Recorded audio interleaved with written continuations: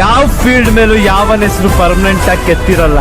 ಯಾವನ್ ಅಕಾಡಕ್ ಕೀಳು ತೊಡೆ ತಟ್ ನಿಂತ್ಕತನೋ ಅವಂದೇ ಫೀಲ್ಡು, ಅವಂದೇ ಶೀಲ್ಡ್. ಸುಡುವ ಜ್ವಾಲಾಗ್ನಿ ಧರಿಸಿ ಬುಸುಗುಟ್ಟಿದೆ, ರಕ್ತ ಕಡಿವ ಕತ್ತಿಯೋ ಉದದಿ ಉದರಿಸಿದ ಹೆಬ್ಬೊಲೆ.